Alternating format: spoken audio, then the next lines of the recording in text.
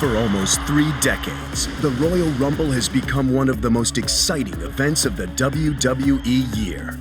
It has proven to be the home of some of the most memorable and iconic moments in WWE history. But it was one man with a thirst for creativity that started it all. You know, when you're in the wrestling business and you're trying to be you try to be creative, you know, and it's try to do something different. And I've always tried to think of something that no one has ever done. They're all going for one another in the Battle Royal, of course. Bear in mind, it is a free-for-all. Battle Royal. You put 20 guys in the Battle Royal, they throw each other over the top rope, that's it. And somebody invented that. When you understand everything that goes into the Battle Royal, it was a pretty exciting concept. Using the classic format of the Battle Royal, Pat Patterson thought he would be able to build upon that foundation. Why don't we do a Battle Royal where a guy comes in every 2 minutes? Every 2 minutes, somebody comes in the ring, they get eliminated and just go, you know? They needed an event. We started out with WrestleMania, then all of a sudden comes Survivor Series. Wow, what are we gonna do in January? We used to work with Dick Ebersol. I don't remember when. I know it was 1988, but NBC asked me one day, do you think Vince and you would be interested in trying one of these in prime time? All of a sudden, Vince goes, why don't you tell Dick Ebersol your stupid idea? I said, well, first of all, it's not stupid. I gave him the concept, and Dick Ebersol went crazy. He says, my God, for television, a legal run-in. You know, a run-in is like, wow, the guy is not supposed to be there. Every 2 minutes, somebody new comes in the ring, you know? He said, my God, that's great for television. For the first time ever, a Royal Rumble, Royal, something they call it, whatever. We had about 20 different names to call it. And one of them really stood out, like Royal, like Battle Royal, Royal Rumble, you know? And Vince liked the name. So that's how the Royal Rumble came about. A match, one of a kind, so to speak, Royal Rumble. I don't understand the Royal Rumble.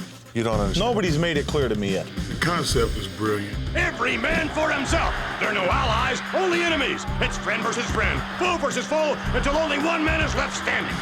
Basically, 30 men, and the exception of a few women. Every 2 minutes, another wrestler comes out. There's always just that excitement of who's it gonna be. Well, that we see the count now before the next individual, whomever he may be. It's the Macho Man! Dusty Rhodes! It's Ric Flair! Look at that! The Hulkster! Triple H! John Cena is number 30! So exciting. The anticipation of the countdown, who's next, that makes such a special quality to the WWE brand. We're more excited to see who is actually going to enter and win.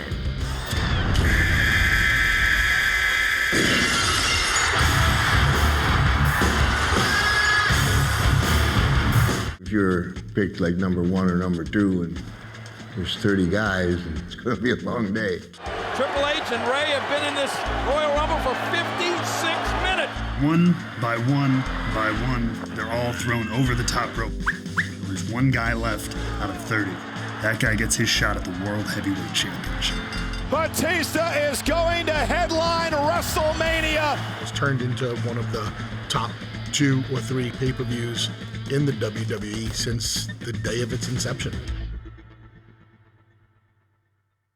There's going to be a Rumble, the Royal Rumble. The Royal Rumble itself was done at house shows, not television shows, not Superstars or this show or that show, but at house shows. And it gave everybody a chance to kind of refine the product. After a few successful trials at live events across the country, the Royal Rumble was ready for television. 20 men are going to be involved in this first ever spectacular, and it happens all free right here on the USA Network. The very first Royal Rumble was in Hamilton, Ontario. At Cox Coliseum, Hamilton, Ontario, the World Wrestling Federation's Royal Rumble. The place was packed, so, you know, there was the excitement of being in front of a huge crowd like that, but also the novelty of being such a new idea that you really had to keep your mind in the game. The night's festivities included several bouts featuring the top WWE superstars of the time. But it was the Royal Rumble match itself that had everyone intrigued. When I got there and the scuttlebutt was you might win the Royal Rumble, and I'm like, well, I'm thinking, geez, look at the guys that are in the Royal Rumble. I might win it. It is now time for the Royal Rumble. They told me that I was starting. I believe I started with Tito Santana. Santana was going to attempt to get Bret Hart over the top rope. Bret Hart putting on the brakes a moment ago. I also understood that it was a lot of respect that went into being selected to start that thing. I started the very first Royal Rumble ever and got the ball rolling pretty good. What an exciting matchup! What are going from pillar to post? Last two men was me and Hacksaw Jim Duggan. Here comes the gang right at him. He was beating the devil out of me, man, and he come charging, and I got up against the ropes. I pulled the top rope down, the big one-man gang went over the top, and I won.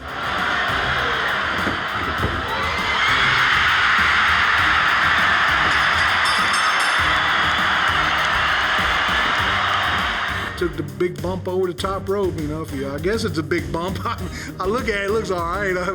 My expression says it all. I mean, I'm excited, I'm happy, and I'm surprised that I won the thing. It was an unbelievable night, and it did unbelievably well in the ratings. That's kind of the one big main feather I have in my cap. I was never world champion. I was never intercontinental champion. I was never tag team champion, but I won the first Royal Rumble, tough guy. The initial Royal Rumble special was an unqualified success. WWE was thrilled with the fan reception and felt the Rumble match was a strong enough concept to anchor its own pay-per-view event. The following year, WWE opted to raise the stakes and made the Royal Rumble their fourth yearly pay-per-view extravaganza, joining SummerSlam, Survivor Series, and of course, WrestleMania. The Royal Rumble was simply about pride. A victory could earn a superstar bragging rights or perhaps help elevate their status. But in 1992, controversy surrounded the WWE Championship, and WWE President Jack Tunney was forced to make a groundbreaking decision that would raise the stakes in the Rumble match.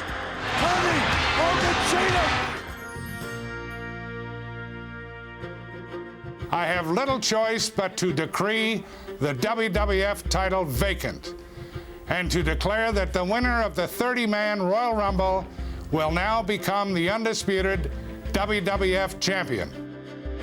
Jack Tunney vacated the title, put it up for grabs in the '92 Royal Rumble, and gave 30 men an opportunity of a lifetime. It was wild, especially for that time period. It was something that had never been done, and the fans were not used to seeing that. It was pretty awesome. No! Oh, yes! It's Ric Flair! Being the first guy to be that endurance guy who won in the Royal Rumble and not, just the monster who came in and started tossing guys. That was the first time you saw a guy come in and survive. The winner of the Royal Rumble and undisputed World Wrestling Federation champion, Ric Flair! Winning the Royal Rumble and winning the WWE title was the mecca at that point in time of my career. Ric Flair showed other guys that they could do that too. He showed you didn't have to be a monster to win the Royal Rumble. With a tear in my eye, this is the greatest moment in my life.